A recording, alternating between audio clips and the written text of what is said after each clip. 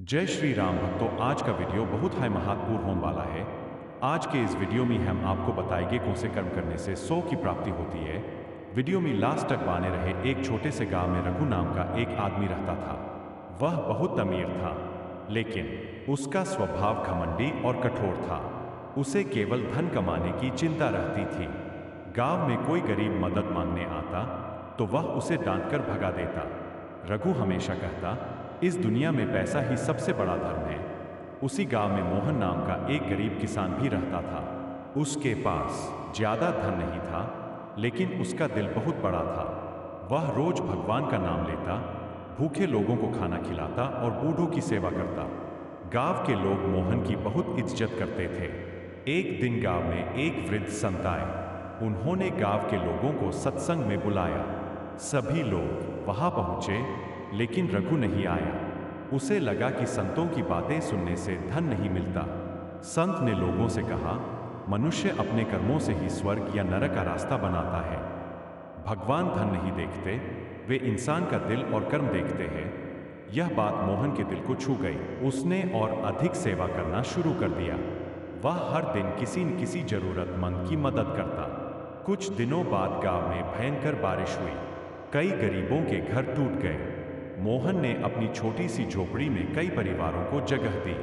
उसने अपना खाना भी सब में बांट दिया। दूसरी ओर रघु ने अपने बड़े घर के दरवाजे बंद कर लिए। उसने किसी की मदद नहीं की। एक रात संत रघु के घर पहुंचे।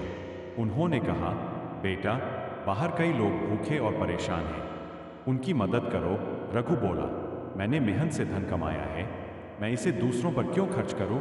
संत मुस्कुराए और बोले, जब इंसान इस दुनिया से जाता है तो धन यही रह जाता है, उसके साथ केवल उसके कर्म जाते हैं। लेकिन रघु ने संत की बात नहीं मानी। समय बीतता गया। एक दिन रघु गंभीर रूप से बीमार पड़ गया। बड़े बड़े वैद्य भी उसे ठीक नहीं कर पाए। अब उसे अपने जीवन के कर्म याद आने लगे। उसे एहसास हुआ कि उसने कभी किसी की मदद नहीं की। उधर मोहन आज भी लोगों की सेवा कर रहा था। वह रघु की बीमारी की खबर सुनकर उसके घर पहुंचा। उसने बिना किसी शिकायत के उसकी सेवा की, दवा लाकर दी और भगवान से उसके लिए प्रार्थना की। रघु की आंखों में आंसू आ गए। उसने पूछा, मैंने तुम्हारे साथ कभी अच्छा व्यवहार नहीं किया, फिर भी तुम मेरी मदद क्यों कर रहे हो? मोहन ने शांत स्वर में कहा, भगवान ने हमें दूसरों की मदद करने के लिए भेजा है, यही सबसे बड़ा धर्म है।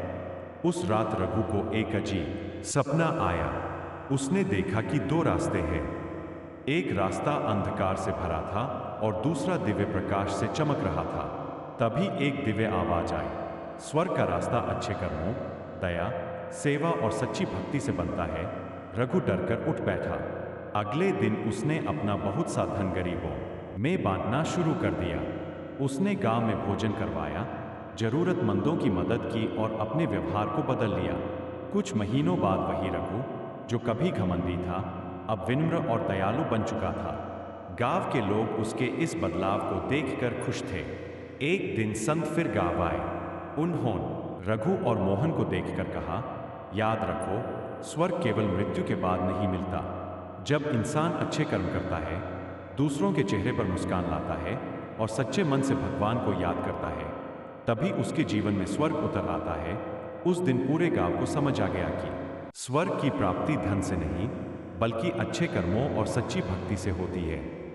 वीडियो अच्छी लगी हो तो लाइक और सब्सक्राइब जरूर करें। धन्यवाद। और कमेंट में जय श्री राम जरूर लिखें।